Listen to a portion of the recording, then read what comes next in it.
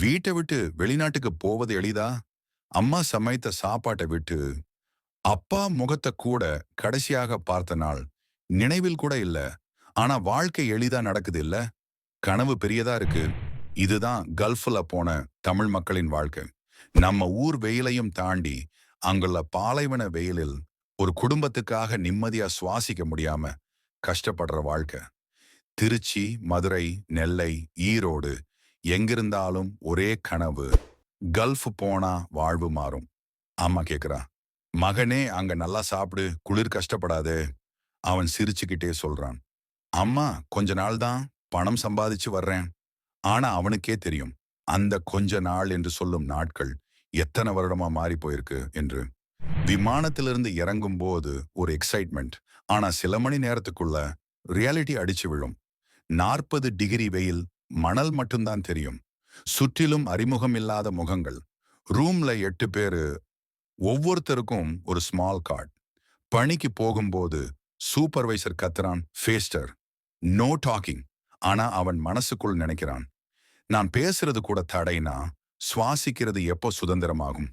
காலை 5 மணிக்கு எழுந்து 10 மணி நேரம் வேலை, 10 5 நிமிஷம். அதுவும் சில நேரம் கடைசியாக ரைஸ் பிளஸ் கறி. அதே மாதிரிதான். ஆனா வேலை முடிச்சு வந்த பிறகு போனலா வீடு பேசுற போது அம்மா சொல்றா, நீங்க நல்லா சாப்பிடுறியா? அவன் சொல்றான், ஆமா அம்மா, இங்க நல்லா இருக்கு. குரல் கலங்கள் டோன்ல. ஆனா அவன் சாப்பிட்டது குளிர்ந்த ரொட்டி தான். அவனுக்கு அந்த சொல் மட்டும்தான் மகிழ்ச்சி. ஏனெனில் வீட்டில் யாரும் கவலைப்படக்கூடாது என்பதற்காக. சின்ன ஒரு ரூம்ல 8 பேரு, ஃபேன்ஸ் ஒண்ணுதான். ஆனா அந்த ரூம்ல தான் நடக்குது சிறிய சிரிப்பு, பெரிய கனவு, சில சமயம் அழுகை. சிலர் வீட்டுக்கு பணம் அனுப்ப முடியாம லோன்ல சிக்கிக்கிட்டு இறங்குறாங்க. சிலர் குழந்தை பிறந்த செய்தியை போன் மூலம் கேட்டு கண்ணீர் விடுறாங்க. ஆனா நாளை மறுபடியும் வேலைக்கு போறாங்க. எனில் அவர்களுக்கான விடுமுறை என்பது ஒரு கனவு மாத்திரம்தான்.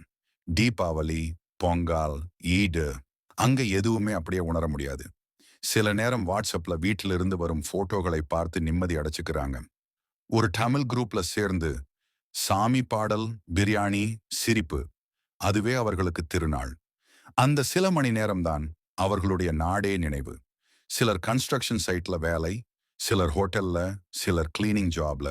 ஆனா எல்லாருக்கும் ஒரே ரீசன், வீட்ல யாராவது நிம்மதியா இருக்கணும். அந்த காசு அனுப்பும்போது அவங்க முகத்துல ஒரு சிரிப்பு வரும். ஆனா அவங்களுக்கே நிம்மதி இல்ல. அதுவும் சில நேரம் salary delay, passport hold, company accommodation problem. அவங்க அடிக்கடி சொல்றாங்க, என்ன வச்சுதான் உயிரோட இருக்கு.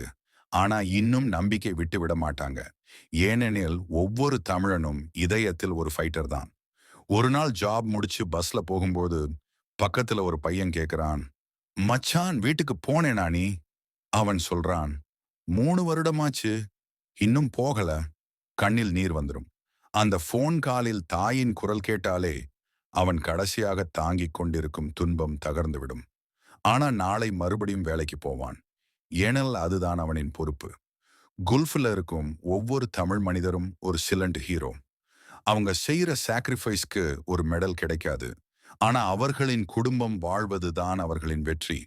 நீங்க இப்ப வீடியோ பார்க்கிறீங்கன்னா, உங்க வீட்டில் யாராவது கல்ஃப்ல இருந்தா அவர்களுக்கு ஒரு கால் பண்ணுங்க.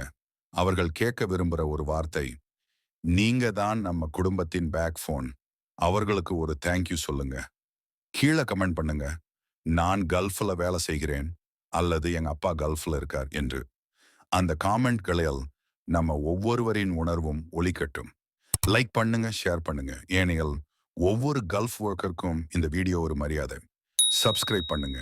இன்னும் பல உணர்ச்சி நிறைந்த வாழ்க்கை கதைகள் உங்களை வந்து சேரட்டும்.